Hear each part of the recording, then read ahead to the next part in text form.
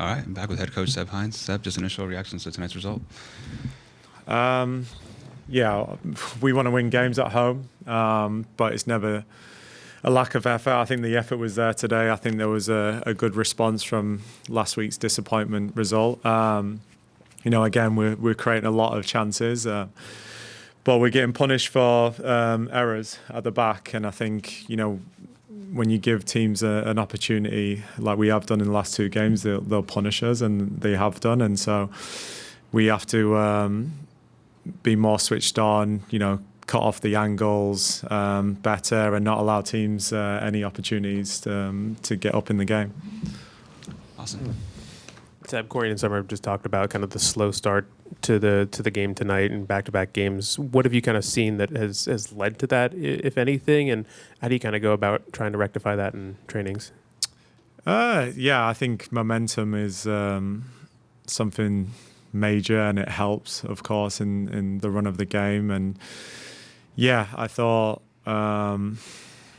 we can't allow teams to get a foothold in the game. I think obviously goals change behaviours, and it's been that reaction to going a goal down that's made us react and change our behaviours in that sense. So when we do score the first goal in the last couple of years, we've always gone on to win games. And so when a team like Denver come to our environment and they get up in the game, it gives them a foundation to go on and get something out of it. And so, we're going to obviously reflect and review and find different ways of not allowing ourselves to go behind in the game. And I can't right now. I don't know what the answer is right now, but we'll definitely find a solution for it. Michael. Seb, I think it's safe to say that we saw a little bit more out of Soleil tonight. What you've been seeing from her in camp. You brought her on at the half. What was the thought going in? What did you tell her? And how did you see her impacting the game today? Yeah, I think obviously context matters as well, and people may ask why hadn't she played more minutes. She had suffered a couple of minor injuries during pre-season, and so we've had to put ourselves in a position to build up her minutes, and we felt at this point 45 was a good build-up for her. So I think it's important to know that. She's obviously direct. She's a pacey winger, or she could play as an additional 9 as well. And she brought a lot of energy, and that's kind of what we needed, I think, in the second half. Bring that energy, bring that directness, take players on, look to support Barbara in the attack, and she certainly did that and made an impressive impact into the game. And so, she's dipped her toes now in the last 2 games, and now she needs to progress into being a really threatening player in this league. Right. So in the first half, it felt like Denver had the possession, had the joy for the first 15, 20 minutes, and then there was some type of change. Was it a tactical change, or was something that was recognized by the players or you? Because from about 20 minutes on, it looked like you guys had applied more pressure in the midfield. It looks like there was less space. What was that adjustment? What was that thing that you guys noticed that kind of clicked on for the team? Because from that point on, it felt like you guys were in the driver's seat for most of the match, and you weathered most of that storm.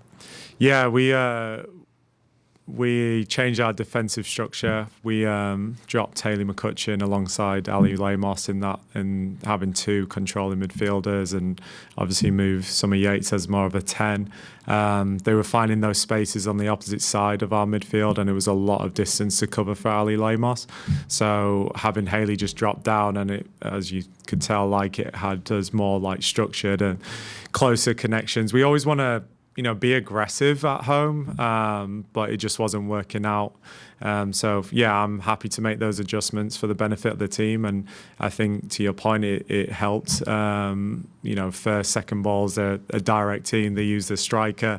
So we want it to be close enough that we could anticipate their second balls, find the first pass, and look to progress from there. And I think, even the second half, I think we were very good, bringing Angelina on, who's another player who's unfortunately came back from injury, played all the pre-season, but suffered a minor injury in the last pre-season game, and that's why she didn't play last week. But again, we have to manage minutes. We've got a lot of players out right now, and so we're asking a lot from the players, and a lot of the young players are starting to get a lot more minutes and probably ahead of schedule from where they are right now. But yeah, it's a great opportunity for them to go out there and show what they're capable of doing. Luis? Hi, Coach. The Pride generated a ton of pressure, building on that question you just had in the second half with 22 shots, 9 on target, and 13 corners. How I think it frustrating? was 23. 23. How frustrating was to not convert more? And did the second half improvement show the adjustments you wanted, or there's still work to do in the finishing? Yeah, I think in the last 2 games we've had a total 46 shots, which I think it's probably more than all of the other teams combined. So we are creating opportunities. You got to remember it's the second game of the season as well. So it's one of the hardest things to do in the league, to create as many opportunities as we are doing. I think it will come with time where we get the opportunities to put the ball in the back of the net. I'm really proud of Barbara because she's spent so much time out to ultimately get 2 goals in 2 games and also build that relationship with Jackie Ovaie as well. I think that's a big thing for her as well because, again, it's only the second time they've been able to play on the same field together. So building those relationships, building those connections, obviously getting the young players involved as well. And again, like, it's fine margins, right? So I feel like in the last 2 games, bar maybe the first 20 minutes of this game and the first 20 minutes against Seattle, other than that, we've probably dominated the first 2 games, and I think the stats back that up as well. And so, yeah, I think we're on the right path. Obviously, we're not happy with 1 point in 2 games, but I think at this point in the season, we're making good progress. And so, yeah, I feel like it will come in good time. Michael? Seb, Summer talked about while they're waiting for the ball to go in the net on these chances, the importance of keeping a clean sheet. And as a former defender yourself, how hard is it for you to find continuity on the back line when you're having to rebuild the back line every week with Hafa out this week? Yeah, no, it is obviously tough. And I think that's your foundation, right? And making sure that we build new relationships within the back line. Obviously, it's a lot of new players coming in. I think only probably Corey, who's pretty formidable in that back line. And yeah, relationships are massive, having that understanding of each other, and obviously, especially at a centre-back role, having an understanding of each other's tendencies. But yeah, I think it's just distances, being proactive. If you look at the goal that Denver scored, it comes from a direct play, first, second ball, through ball, and it's just that moment where you aren't proactive and you don't take up that space, you get punished in this league. And so, yeah, we have to work on it. We have to be better at it. It will come in time. And obviously there's, like you said, those relationships that we have to build in short periods because games are coming thick and fast. We end this game, we're going into Chicago on Wednesday, and then it's Gotham on the Sunday. So we need to stop it now. Clean sheets give you the foundation. We obviously are creating enough chances as well. So if we can keep the ball out of the net, we'll be all right. Right. So in the second half, when you guys were attacking, it seems like there was a lot more interchangeability in the front 3. They were moving around. You had Banda out wide at a certain point, and players were in. Talk about the importance of that and that unpredictability from a former defender. It's you never know where that attack's been, and with Banda on the field, you always have to have 2, 4, 6 eyes on her at all times, right? Yeah, I think being unpredictable and being fluid within the attack. Again, I think it can be challenging for defenders. I think if you always know where the forward is, it can be very easy to read. Just being a former defender, you've pick up their tendencies. Again, Barbara's a very difficult player to play against. She can pin you, she can threaten in behind, she can play off back shoulders. So again, having that fluidity within our front line where at times, one of the wingers goes inside and she can pull out wide and isolate you 1v1. I think it's important for us to have those rotations within the style of play that we're looking for. But the ultimate goal is to go to goal as well. It's not just to do it just because it looks pretty on the eye. It's to ultimately draw players out and exploit the spaces that they leave in behind. And so I think, obviously, we score a goal, it gets called off, but the offside is a part of it as well.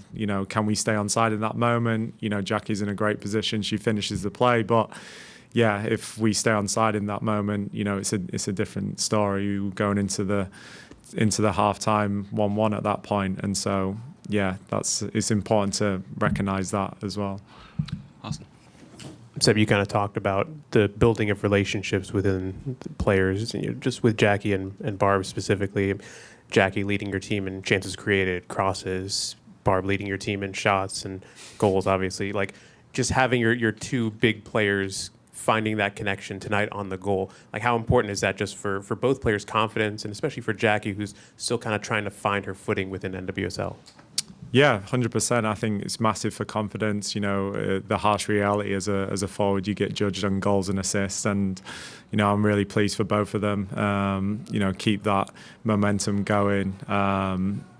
And yeah, that's again without Marta as well, who was unavailable for today. It was important that she was on the bench for her leadership, but she's still a little bit behind in terms of getting on the field.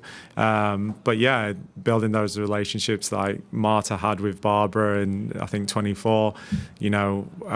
Jackie can now start building that relationship with Barbara, and then you've got the three, and then you've got Summer Yates, you've got Soleil, Simone Jackson, Julie Doyle. You want to continue to build those relationships within the team, and it's not just the front line, it's also at the back and the midfield. And yeah, it's been tough because we've dealt with injuries in pre-season and obviously the first two games, but yeah, once we get everyone fit, obviously it's gonna organically work out, and again, I think it will be a lot more fluid, and we'll ultimately not stop creating chances, but hopefully more clear-cut opportunities within that sense.